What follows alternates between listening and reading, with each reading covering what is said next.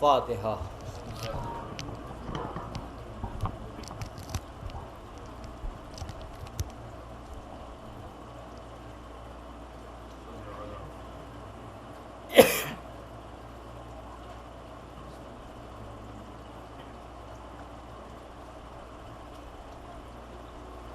اعوذ باللہ من الشیطان الرجیم، بسم اللہ الرحمن الرحیم، الحمدللہ رب العالمین والصلاة والسلام علی اشرف الانبیاء المرسلین وخاتم النبیین والصاحب الوصیین مولانا مولا الثقلین مجد الحسن والحسین ابو القاسم محمد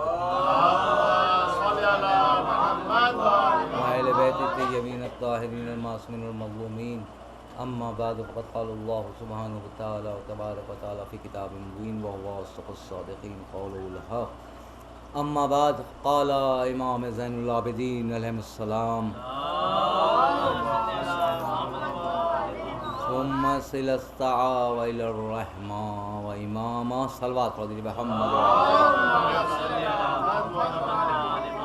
حضرت آپ سے گزارش ہے ایک مرتبہ سورہ الحمد تینوں سورہ اخلاص کی تلاوت کر کے جناب صابر حسین صاحب ابن ذاکر حسین صاحب کی روح کو اصال ثواب فرما دیں، اور تمام مومنین و مومنات کے لیے بھی۔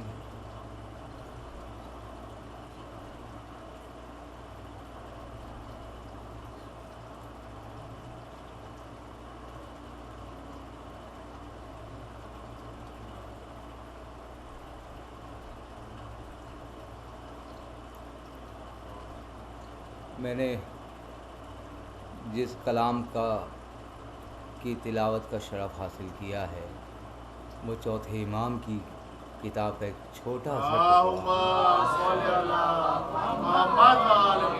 صحیفہ کاملہ میں امام فرما رہے ہیں ثم صلستا وإلی الرحمۃ واماما۔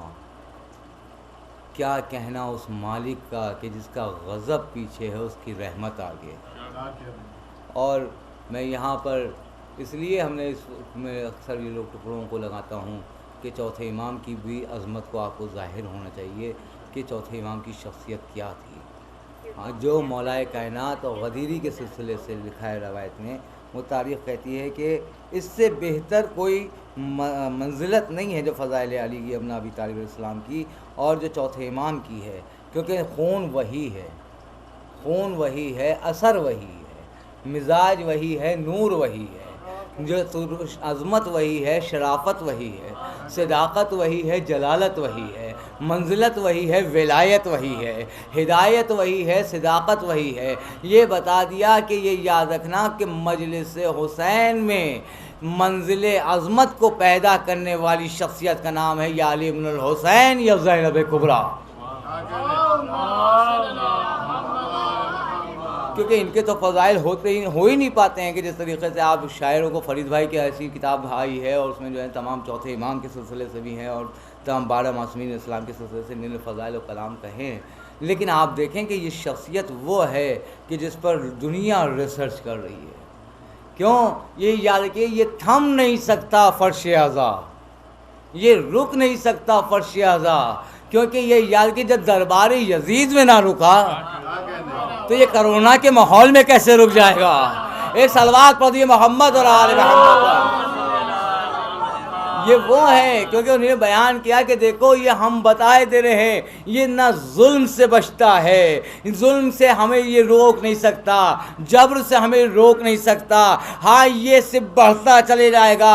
یہ یاد کہ دنیا چاہے جتنی جبر کر لے، جتنا جبر کرے گی اتنا ہی پیمانہ اعضا اچھلکے گا، جتنا تو روکے گی اتنے ہی پیمانے اعضا اور چھلکتا جائے گا۔ یہ یاد رکھنا کہ دنیا کے ڈاکٹر لا علاج ہو گئے، وہ کہہ رہے ہیں کہ کرونا سے ہم کچھ نہیں کر سکتے، کچھ نہیں کر سکتے، کچھ نہیں کر سکتے۔ مجھے اتنا تو بتا دو کہ فرش اعضا پر وہ خاک شفا ملتی ہے یا نہیں، تربیت ملتی ہے یا نہیں، شفا ملتی ہے یا نہیں۔ یہ یاد رکھنا کہ خود امام معصوم امام جعفر صادق علیہ السلام کا قول ہے۔ عجب جملہ ہے، آپ کے سامنے پیش کر رہا ہوں کہ امام کا جملہ یہ ہے کہ جب ہماری فرش اعضا پر آؤ گے تو اللہ اپنے باب رحمت کھول دے گا، ارے پوری توجہ رکھیے گا، اللہ اپنے باب رحمت کھول دے گا تو باب رحمت کا مطلب کیا ہے کہ ڈالر برسنے لگیں گے؟ باب رحمت سے مطلب کیا ہے دینار ملنے لگیں گے؟ کہا نہیں نہیں، کہا باب رحمت کا مطلب یہ ہے کہ جو چاہو گے وہ ملے گا، جو چاہو گے وہ ملے گا۔ اب اگر ہم کو کہنے کی ضرورت نہیں ہے کہ کون مریض ہے، کیونکہ ڈاکٹر چہرے سے اندازہ کر لیتا ہے کہ کون مریض ہے اور کس حالت کا مریض ہے۔ عزیزان گرامی مجھے بتاؤ، جب دنیا کا ڈاکٹر یہ چہرہ دیکھ کے پہچان لیتا ہے کہ کون کیسا مریض ہے، جو خالق کائنات نے جسے حکیم امت بنایا ہو، حکیم کائنات بنایا ہو، کیا وہ چہرے سے دیکھ کے نہیں بتائے گا کہ کون کون سے کس کس مرض میں مبتلا ہے؟ جب وہ مرض میں مبتلا ہے تو پھر یاد رکھیے گا اس کو ویسے ہی شفا بھی ملنا ہے، چاہے پانی کے ذریعے سے، چاہے تبرک کے ذریعے سے، چاہے رزق کے ذریعے سے، چاہے نعرہ علی کے ذریعے سے، چاہے ولایت کی جوش کے ذریعے سے۔ ہم تمہارے دل میں اترتے رہیں گے، رحمت کے دروازے کھولتے رہیں گے۔ صلوات پر محمد۔ عزیزان گرامی یہ ہے ثم سلستا وإلى الرحمت وإلى باب اماما، یعنی اللہ جو ہے وہ اللہ ہے، کون پہچان والا ہے؟ چوتھا امام، امام زین العابدین اسلام۔ ایک صلوات آپ پڑھیں محمد۔ ظاہر ہے یہ مجلس بہت لیٹ ہو گئی ہے اور ابھی جو 2 انجمنوں کی مجلسیں باقی ہیں، جعفریہ پنجتن کی ہے وہ بھی پڑھنا ہے، اور وہاں پہ گنچہ حیدری کی مجلس ہے اس کی بھی پڑھنا ہے، لہٰذا بہت دیر ہو گئی۔ ہم نے تو مجلس کا ٹائم نماز کے فوراً کے بعد رکھا تھا، لیکن مسئلہ یہ ہوتا ہے کہ لوگ جو ہیں سوچتے ہیں کہ جتنا دیر میں جائے تو اتنا بہتر ہے۔ تو یہ یاد رکھیے گا کہ اس میں یہ آپ کو کرنے کی ضرورت نہیں ہوتی ہے۔ ایک صلوات پڑھیے محمد والے۔ بھائی آپ کو چل رہا نہیں چل رہا ہے بس صلوات پڑھیے محمد والے۔ تو آپ یہ دیکھیں کہ یہ وہ فرش اعضا ہے کہ جس سے ہر طریقے سے شفا ملتی ہے، اور شاعر نے بڑے اچھے انداز سے کہا ہے، بڑے اچھے خوبصورت انداز سے کہا ہے، کہہ رہے ہیں کہ میں قبر میں تو خاک شفا ساتھ لے گیا۔ پوری توجہ رکھیے گا، میں قبر میں تو خاک شفا ساتھ لے گیا، بیمار تھا سفر میں دوا ساتھ لے گیا۔ ایک صلوات پڑھیے محمد وعلی محمد۔ بھائی ہمیں مجھے چلنے دیجیے، اب ایک آواز آپ تو پہنچ رہی ہے نا، بس ایک بلند صلوات پڑھیے محمد وعلی محمد، کیونکہ یہ ہے منزلت ایمانی، یہ ہے نور ولایت۔ اکثر یہ ہوتا ہے کہ صاحب لوگ کہہ دیتے ہیں صاحب اب بھائی کرونا کے چپیٹ میں نہ آ جائیں۔ اب تو بھائی ہماری مجلسوں میں مسالہ نہیں ہوتا ہے، سنیے، لیکن ہم وہ مسالہ دینا چاہتے ہیں جو اہل بیت چاہتے ہیں۔ پبلک کے کہنے سے مجلسوں کو معیار نہ بناؤ، بلکہ وہ دو جو سرکاری سید الشہداء چاہتے ہیں۔ عزیزان گرامی سنیے گا، اب دنیا کا سب سے بہترین بہانہ یہ ہے کہ صاحب کرونا ہے، مجلسوں سے گریز کر رہے ہیں، فرش اعضا آنے پر گریز کر رہے ہیں، صاحب مومنین کے پاس بیٹھنے سے گریز کر رہے ہیں۔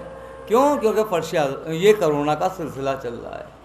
اچھا، جن چیزوں کو ابھی جو ڈاکٹروں نے کہہ دیا تو آپ مان رہے ہیں، جو چیز اللہ نے کہی اس کو نہیں مانا، جس کو اللہ نے جو شے کہی اس کو آپ نے نہیں مانا۔ اللہ نے کیا کہا؟ غیبت نہ کرو۔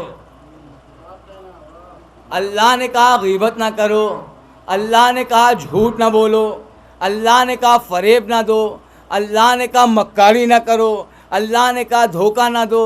عزیزان گرامی، اور مسئلہ یہ ہے کہ یہ وہ چیزیں ہیں جو آپ کے ایمان کو کھائی جا رہی ہیں، یہ وہ چیزیں ہیں جو آپ کے ایمان کو کھائی جا رہی ہیں، اور جس سے آپ کا ایمان جلوہ گر ہو رہا ہے، اس سے آپ کہہ رہے ہیں کرونا ہے۔ پوری توجہ رکھیے گا، پوری مارکیٹ میں آپ گھوم رہے ہیں، پوری مارکیٹ میں گھوم رہے ہیں، پوری شاپنگیں کر رہے ہیں، پورے مال میں جا رہے ہیں، مال میں کیا کرونا نہیں ہے؟ مال میں کرونا نہیں ہے، مارکیٹ میں کرونا نہیں ہے، نہیں، کرونا کا اگر پورا اثر کر رہے ہو تو گھر سے بھی نہ نکلو. لیکن معلوم یہ ہوا کہ اگر جو چیزیں تم نے اپنے لیے شائع کر لی ہیں اب اس کو اپنے پاس میں حاوی کر لیا ہے، تو مولا بھی دیکھ رہے ہیں کہ دنیا بھر کے ہر کام کر رہے ہو اور میرے فرش اعضا پر آنے سے انکار کر رہے ہو، کرونا کا مدعا اٹھا رہے ہو.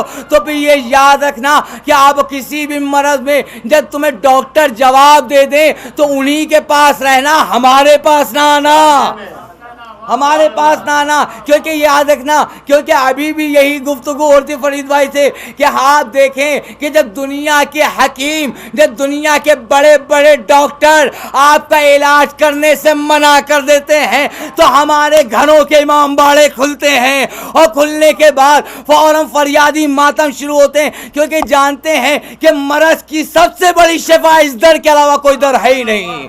اے صلوات پڑھیے محمد اور آل محمد. کیونکہ زینت شریعت یہی ہے، اور زینت اور شفا دینے والے بھی یہی ہے. ان سے آپ کو جو فضیلت ہے یہ یاد رکھیے گا کہ دنیا کے ہر رشتے ٹوٹ جاتے ہیں مگر ان کا رشتہ وہ ہے جو قبر سے شروع ہوتا ہے. یہ یاد رکھیے، کوئی نہیں آنے والا، کوئی نہیں آنے والا، کوئی آپ کی مدد کرنے والا نہیں ہے لیکن سوائے ذات اہل بیت کہ جو آپ کی مدد کرے. آپ کے سامنے عرض کروں، بہت ان سب باتوں کو افراتفری میں ہو جاتی تھیں کہ صاحب واٹس ایپ پہ رشتے بن رہے ہیں، واٹس ایپ پہ رشتے بن رہے ہیں، وہ جو خونی رشتے ہیں وہ توڑے جا رہے ہیں.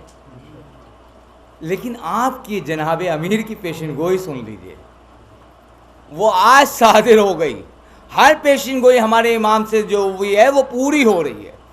بھائی صلہ رحمی کے سلسلے سے آپ دیکھیں کہ مولا کائنات نے کہا تھا، پوری توجہ رکھیے گا، دیکھو آپس میں صلہ رحمی کرنا، آپس میں صلہ رحمی کرنا 70 سال کی عمر میں اضافہ کر دیتا ہے. اب ہم یہ چھوٹے بچوں کے لیے صلہ رحمی کے سلسلہ بتا رہے ہیں کہ جو ریلیشن شپ ہے اس کو مضبوط کرنا، اپنے بھائیوں سے تعلقات بنانا، اپنے بھائیوں کے گھروں میں جانا، اور اس کے بعد اپنے والدین کے قریب بیٹھنا، اپنے پڑوسیوں کا خیال رکھنا، یہ صلہ رحمی ہے. کیونکہ مولا نے فرمایا تھا کہ اگر تم نے قطع رحم کیا، اگر تم نے صلہ رحم نہ کیا تو کہیں ایسا نہ ہو کہ آنے والا وقت ایسا ہو کہ تمہیں کاندھا دینے پہ بھی مجبور ہو جائے، کاندھا دینے پہ مجبور ہو جائے. تو آج مجھے بتائیے کیا ہوا کہ لوگ جنازے کو چھوتے ہوئے بھی ڈر رہے ہیں، ہاتھ سے نہیں اتار رہے ہیں کہ کہیں ایسا نہ ہو کہ اس کی وبا جو ہے ہم تک پہنچ جائے. تو ہوا کیا، تم نے اتنے رشتے توڑے کہ اب وہ تاریخ کری کہ تم ان کو کاندھا دینے پہ مجبور ہو گئے کہ کاندھا کیسے دیں، کیونکہ کہیں ایسا نہ ہو جرائم مار دے، کہیں ایسا نہ ہو کہ ان کا مرض ہم کو مار دے یا ہم کو مرض مار دے. اگر علی کی بات کو اپنایا ہوتا تو نہ یہاں ہوتا یہ وہ، نہ وہاں ہوتا. صلوات پڑھیے محمد علیہ وسلم.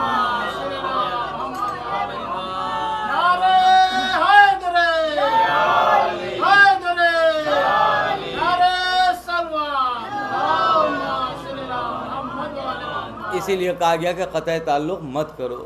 اور اب کیا کہا جاتا ہے، پہلے کہا جاتا ہے قطع رحم نہ کرنا، لیکن اب کہا جاتا ہے قطعی رحم نہ کرنا، قطعی رحم نہ کرنا. جو جیسے حالت میں مر رہا مرنے دو. عزیزان گرامی، تو آپ کے سامنے عرض کرنا چاہتا ہوں کہ فضائل یہ امیر المومنین کے وہ ہیں جو تمہیں شفا بھی بخشتے ہیں اور جلا بھی بخشتے ہیں. آپ دیکھیں صرف سرکار سید الشہداء کے کسی بھی نبی کے لیے آپ کو یہ اجازت نہیں ہے کہ آپ ان کے جو ہے قبر مبارک کی دہن میں خاک شفا رکھ لیں، اجازت نہیں ہے کسی بھی نبی کے لیے. آپ دیکھیں لیکن سوائے یہ امام حسین السلام کی زیارت کا شرف ہے. 3 شرطیں یہ ہیں کہ ان کے کیا جو ہے آپ اگر آپ نے شفا دوا خاک کھا لی ہے تو وہ آپ کو فوراً شفا عطا کرے گی. اور امام حسین السلام کے قبے کے نیچے اگر کھڑے ہو کے کوئی دعا مانگ لی ہے تو 24 گھنٹے پورے ہوتے نہیں ہیں، دعا قبول ہو جاتی ہے. یہ سلسلہ ہے. اور امام نے فرمایا کہ جب کوئی ان کے در پر آئے اور اپنا کفن لے کر جائے تو امام 60 سال کی زندگی میں اضافہ کر چکے ہوتے ہیں۔ عزیزان گرامی، تو مسئلہ یہ ہے کہ اپنے دل کو بیدار کرو، یہ نہیں دیکھو کہ مجمع کتنا ہے، یہ دیکھو کہ مجلس کس کی ہے، یہ دیکھو کہ مجلس کس کی ہے۔ یہ نہ کوئی انسان تصور کرے کہ ہماری وجہ سے مجلس ہوتی ہے، یہ کوئی تصور نہ کرے کہ ہماری وجہ سے یہ حصہ بٹتا ہے، کوئی یہ تصور بھی نہ کرے کہ یہ ہماری وجہ سے لوگ آتے ہیں، جی نہیں۔ اور جو لوگ نہیں آ پاتے ہیں ان کے لیے بھی سن لیجئے، ان کے لیے بھی سن لیجئے کہ لوگ کہہ دیتے کہ صاحب اب کی ہم مجلس میں آپ کیا نہیں آ پائے، نہیں، مسئلہ یہ ہے کہ سنیے کہ سب سے پہلی چیز یہ آپ سلیکٹ نہیں کرتے ہیں کہ کون کہاں بیٹھے گا، یہ جناب سیدہ طے کرتی ہیں کہ کون کہاں بیٹھے گا، جناب سیدہ طے کرتی ہیں کہ کون کہاں بیٹھے گا۔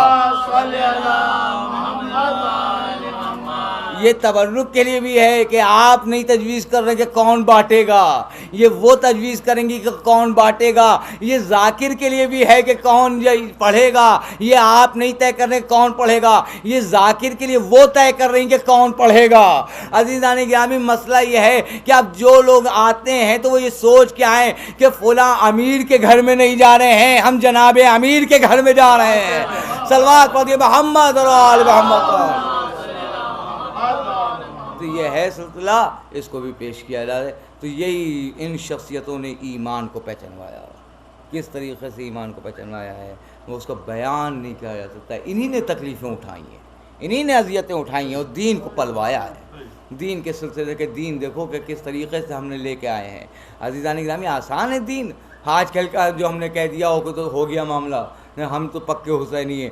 دیکھ لیجیے کہ کس طریقے سے عزائے امام حسین السلام پہ بندشیں لگی ہوئی ہیں، مگر یہ یاد رکھیے گا دنیا کہتی ہے کہ مودی کے آنے سے اچھے دن آئیں گے، ہم کہتے ہیں مہدی کے آنے سے اچھے دن آئیں گے۔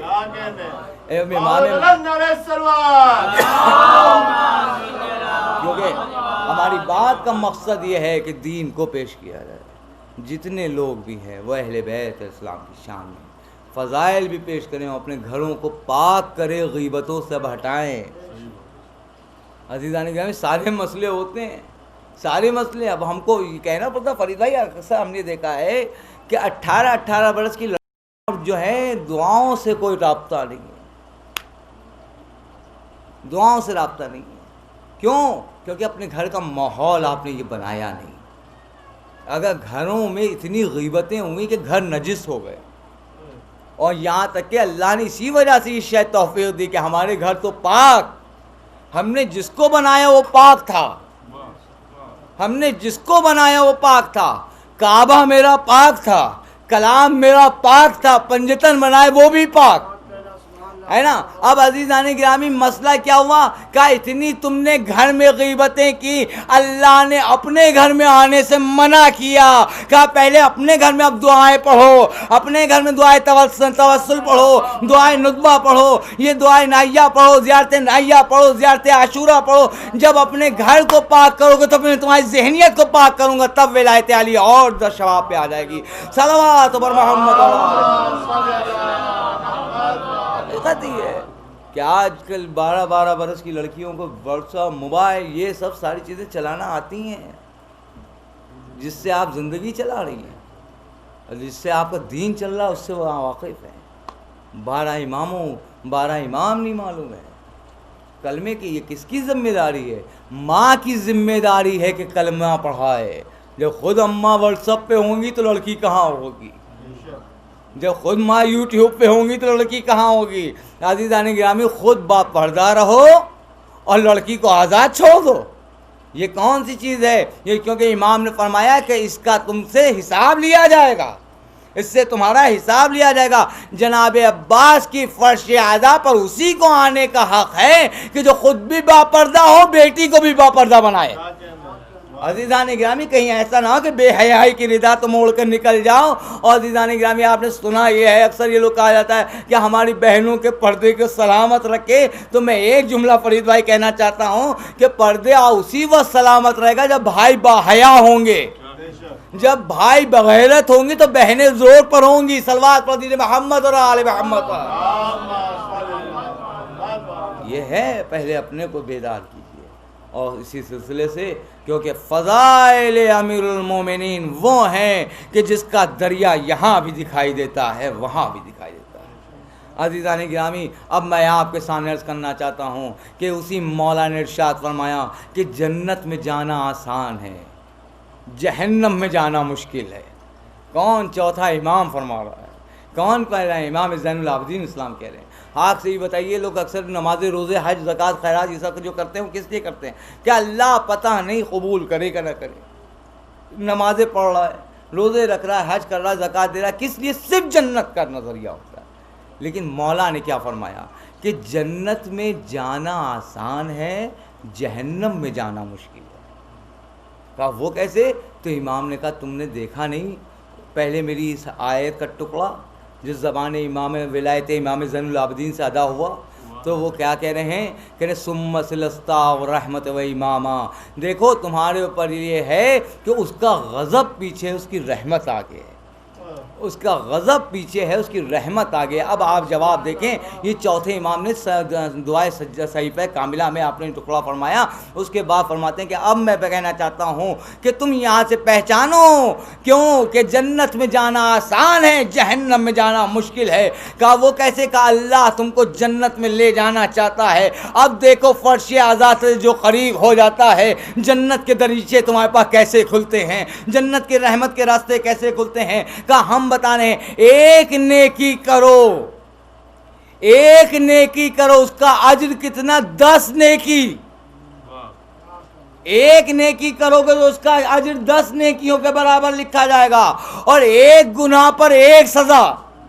یعنی کیا ہوا؟ امام فرمانے کہ تم نے خود ڈیسائیڈ کر لیا کہ سامنے کہ وہ تمہیں جہنم میں جانے سے انکار بھیجنا نہیں چاہتا، کیونکہ جس کے دل میں ولایت علی ہے اس کی ایک نیکی پر 10 نیکیاں عطا کر رہا ہے کہ یہ ہر طریقے سے جنت کے اندر داخل ہو جائے۔ صلوات پڑھیں محمد،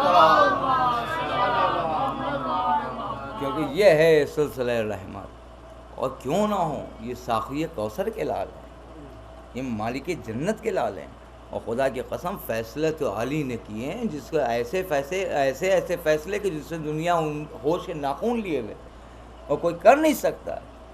2 مائیں ہیں، ایک ماں نے بیٹے کو ماں کے یہاں بیٹا پیدا ہوا، ایک جگہ جو ہے لڑکی پیدا ہوئی۔ اب دونوں لڑتے ہوئے دونوں میرے بچے بدل گئے ہیں۔ اب اس نے کہا کہ میری ماں، یہ بچہ میرا ہے، لڑکا میرا ہے، اور کوئی ماننے کو تیار نہیں ہوتا، کیونکہ سب سے بڑی خواہش ہوتی ہے کہ ہمارے سب سے پہلے بیٹا ہو۔ لیکن یہ دیکھو کہ جس کو قدرت جو پہلے دیتی ہے وہ سوچ سمجھ کر دیتی ہے، کیونکہ اس کو آئیڈیا دینے والا کوئی نہیں، تمہارا آئیڈیا ہے۔ اور یہ یاد رکھیے گا کہ کوئی ڈاکٹر نہیں بناتا ہے کہ کون اس میں جو ہے عورت بنے گی اور کون لڑکی بنے گی، کون لڑکا بنے گا، یہ تو قدرت طے کرتی کہ اس کو کیا ملے گا۔ یہ یاد رکھیں، لڑکا باب نعمت ہے اور لڑکی باب رحمت ہے۔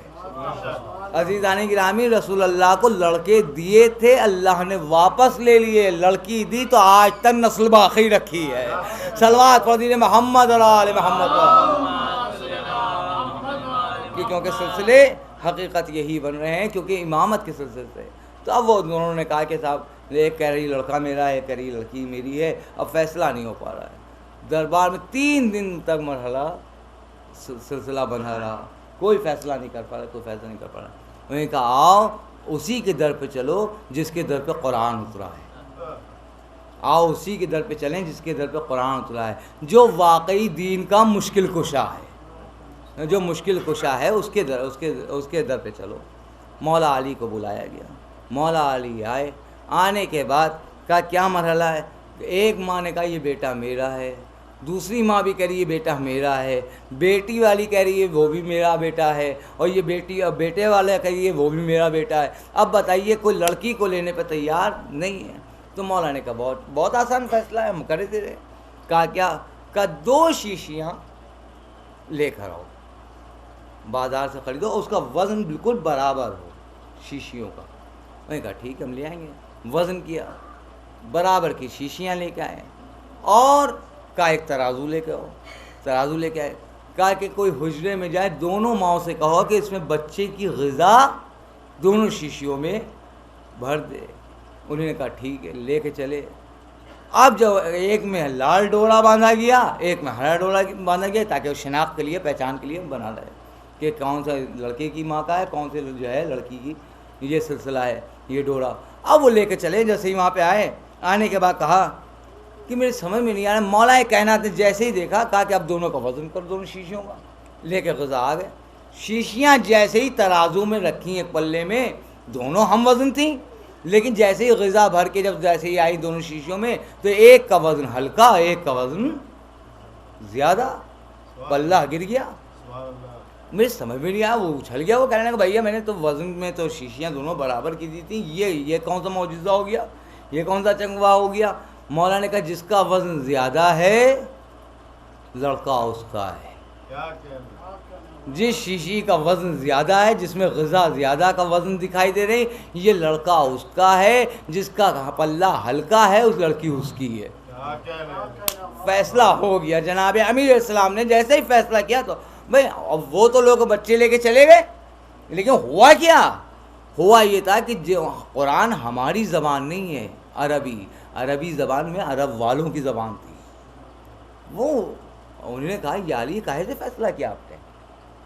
کہا کہ قرآن سے فیصلہ کیا۔ تو قرآن میں کہنے لگے کہ انہوں نے پورا کہا قرآن سے فیصلہ کیا؟ کہنے کہ ہاں۔ کہا یہ کیسے فیصلہ کر دیا؟ ہم کہنے میں قرآن سے ہی کیا ہے اور کسی سے فیصلہ نہیں کیا ہے۔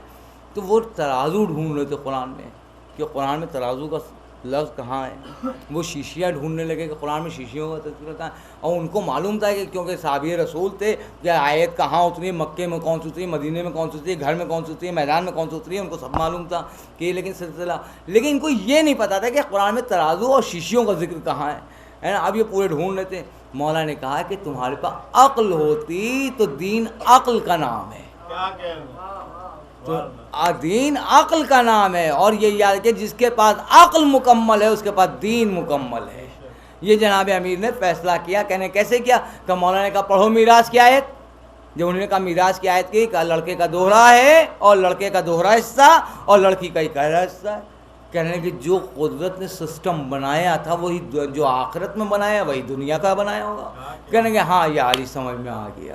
اب یہی تو سمجھ میں آیا کہ ہم نے علی سے کہا یہ علی جو دنیا کی سمجھ میں نہیں آتا وہ علی کے سمجھ میں پہلے آ جاتا ہے۔ صلوات پڑھیے محمد اور آل محمد۔ تو یہ اسی طریقے سے آپ دیکھ لیں کہ نویں امام محمد تقی اسلام بس یہ جلدی اشارہ بس اس سلسلے سے پیش کر رہا ہوں۔ وہ آپ دیکھیں کہ امام محمد تقی اسلام بیٹھے ہوئے اور معتصم کا دربار ہے، قرآن سے فیصلہ ہو رہا ہے۔ کہا کیا فیصلہ ہے؟ کہا کہ یہ بتاؤ کہ ایک چور نے چوری کی اور چوری کرنے پورا 200 سال کا فاصلہ ہے مولا علی سے اور امام محمد تقی اسلام کا۔ اب وہاں کیا تھا؟ وہاں جو ہے بچے کا فیصلہ مولا نے کیا اور ادھر فیصلہ بھی مولا امام محمد تقی اسلام کر رہے ہیں۔ معتصم کا دربار ہے، 200 سال کا فاصلہ۔ لکھا کہ ایک چور نے چوری کی، اس نے قبول کر لیا کہ میں نے چوری کی ہے۔ اب کیا ہوا؟ کہنے کہ وہاں دربار میں مفتی بھی بیٹھے تھے، ملا بھی بیٹھے تھے، سبھی لوگ بیٹھے ہوئے تھے۔ انہوں نے کہا کہ ہاتھ کٹیں گے، ہاتھ کٹیں گے۔ قرآن کی آیت ہے کہ ہاتھ کٹیں گے۔ لیکن اب سنیے، جب جیسے ہی فیصلہ ہوا تو اب مولا علی ادھر جو ہے لوگوں سے بحث ہوئی کہ چور تو بیٹھا ہوا اس کے ہاتھ کاٹنا ہے۔ اب بحث کہاں سے چھڑی کہ کہاں سے ہاتھ کٹیں گے۔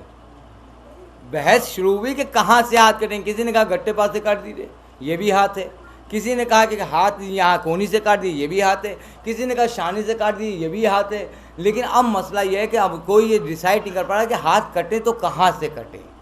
3 حصوں میں ہاتھ کی تقسیم ہو رہی ہے کہ یہ بھی حصہ گٹے سے بھی ہاتھ ہے، کونی سے بھی ہاتھ ہے، شانے سے بھی ہاتھ ہے، لہذا کیسے کریں۔ اب تاریخ نے عجب منظر لکھا کہ 3 دن مسئلہ گزر گیا تو پھر کہا کہ اسی کو بلاؤ جو قید خانے میں ہے، قید خانے میں امام محمد تقی اسلام کو صلوات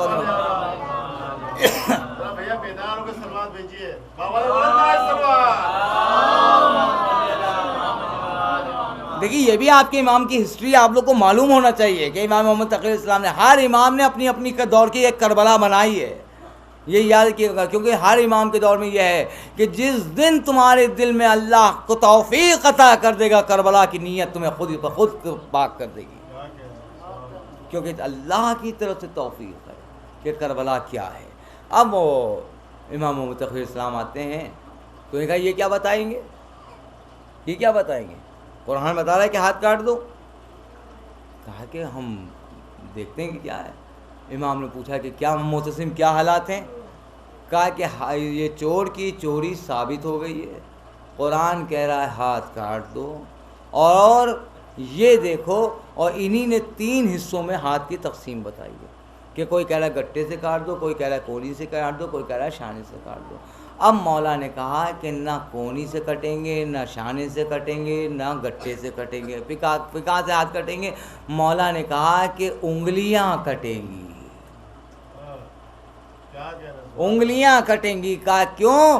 کہا کہ تم کو پتا ہے اگر میں یہ کہہ دوں کہ گٹے سے کٹیں گے، کونی سے کٹیں گے، شانے سے کٹیں گے، اور یہ ہتھیلی جو ہے اعضائے سجدہ میں آتی ہے، ارے پوری توجہ رکھیے گا، اعضائے سجدہ میں آتی ہے، کوئی چیز بے عیب ہو جائے گی اللہ اس سجدے کو قبول نہیں کرے گا.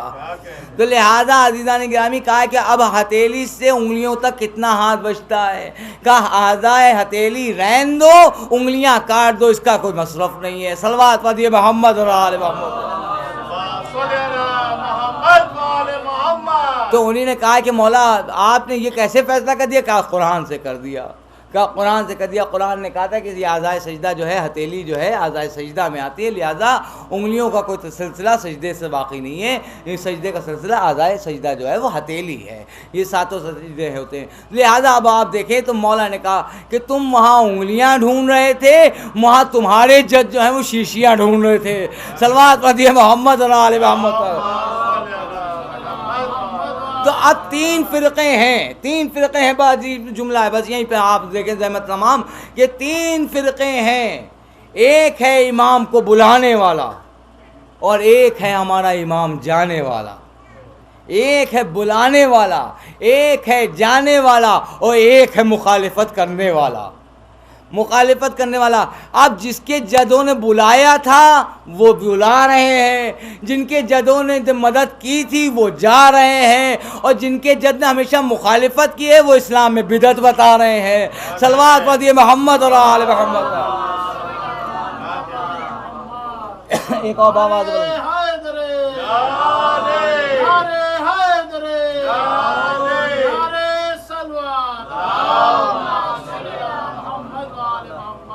عزیزان گرامی، اب کی کا دور تو واقعی بہت قیامت کا گزرا ہے مومنین پر، کہ جیسے ایام اعزاں میں تڑپ کر رونا، ماتم کرنا، اور شہید کا گریہ کرنا. لیکن اس سے اندازہ تو ہم لوگوں نے کر لیا ہے کہ ماتم نہ کرنے سے کس طریقے سے ہم لوگ تڑپے ہیں. آپ نے اپنے گھروں میں کیا، آپ نے اپنے خلوص سے کیا، لیکن یہ سوچئے کہ جناب زینب پہ کیا گزری ہوگی جب بھائی کا ماتم بہن نے نہیں کیا.